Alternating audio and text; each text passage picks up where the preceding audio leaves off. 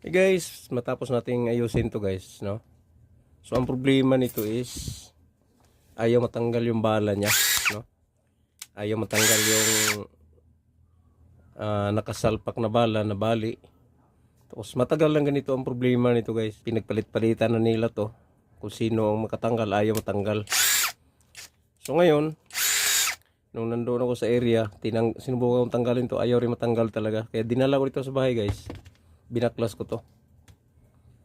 So binaklas ko yung kanyang transmission. Ang sabi ko doon sa management na possible na bibilhan natin ng mga panibagong transmission kasama yung shock. So tinanggal natin to, tanggalin natin. Yan. So ito kasi may tornilyo to. So sa katagalang gamit nito, reverse, forward, reverse, lumalabas yung tornilyo. So hindi ko na siya kinabitan guys. Kaya lang, ang consequence naman nito is, yan, pag kinabitan mo siya ng bala, tapos na sobrahan mo siya, lalo't hindi pa gaanong mahigpit, natatanggal siya. Pero mas madali yun kaysa magbara siya, no? So naayos natin, so hindi natin pinalitan ng shock.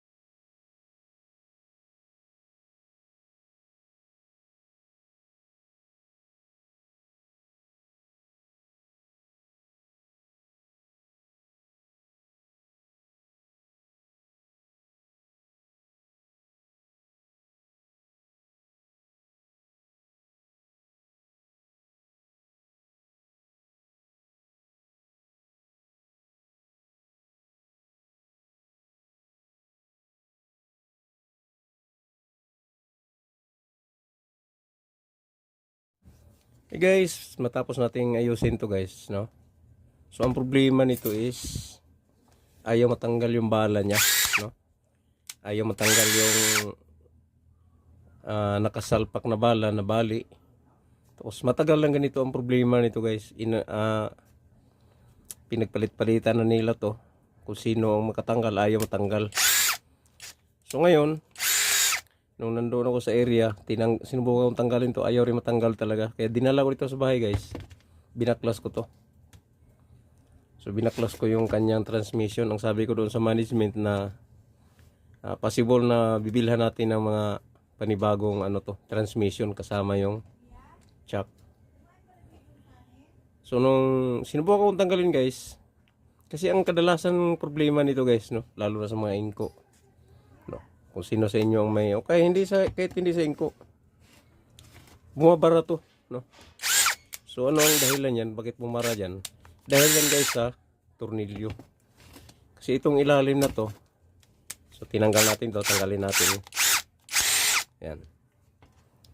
So ito kasi may tornilyo to. So sa katagalang gamit nito, reverse, forward, reverse, lumalabas yung tornilyo.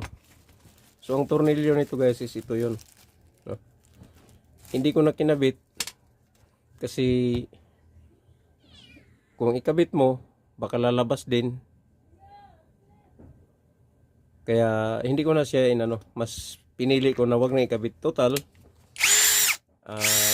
gumagana naman siya, no? So kung magtanggal man ng tornilyo, ikabit lang siya ng husto. Usually sa mga drill na iba, walang ganyan, walang mga tornilyo talaga. Sa mga ganito lang may tornilyo kasi minsan tinatanggal nila ng tornilyo to. Ang black screw. So mayroon talagang reverse, ginagamit ang reverse nito. Pero mas pinili ko na wag nang lagyan ng ganito kasi kunti lang naman ang talaga nito, no? Kadalasan sa mga barina, kunti lang may ganito. Kadalasan wala. So hindi ko na siya kinabitan guys. Kaya lang, ang consequence naman nito is, yan, pag kinabitan mo siya ng bala, tapos na sobrahan mo siya, lalo't hindi pa gaanong mahigpit, natatanggal siya. Pero mas madali yun kaysa magbara siya, no? So naayos natin, so hindi natin pinalitan ng chuck. Dapat sana palitan ng chuck to kasi sabi ko doon palitan natin kung hindi na talaga obra. Tapos ito guys, yung transmission natin, binuksan natin to, no? May nakita tayo doon na bali sa kanyang bearing. Ang bearing guys, yung mahaba na bearing, hindi siya ball bearing, hindi siya bilog na bearing na ganitong klase mga bearing, yung pahaba. Tatlo to na nakapaikot dito sa bakal kung saan yung chuck natin ikakabit. Yun ang nabali. So hindi natin kinabit to kasi hindi naman siya gaanong gamit talaga doon, no? So kung makita natin gumagana naman siya ng forward reverse. So in case man na magkaroon ng problema pa talaga nito, is ang palitin natin is ito ng buo, no? Transmission. Yung transmission niya na. Kasi mayroon na tayong piece-up guys na hindi na binalik. Pero ito hindi naman gaanong to. Sa ibang drill wala to, no? Wala siyang ganito. Ito lang ganitong inko, mayroong ganitong dagdag pyesa. So siguro para pag naghigpit ka ng screw, and then sobrang higpit na, ito yung naglalaro doon. Kaya tinanggal ko na, hindi naman gaanong kailangan to. Lalo na itong mga ganito guys is pang construction to doon. Hindi katulad dito na ito pang lang. Pagtanggal ko ng mga tornilyo, pwede. So ito guys sa to. Sa school to, pinaayos sa atin. So okay na siya guys, no? Okay na siya. Pero itong piece na to hindi natin binalik.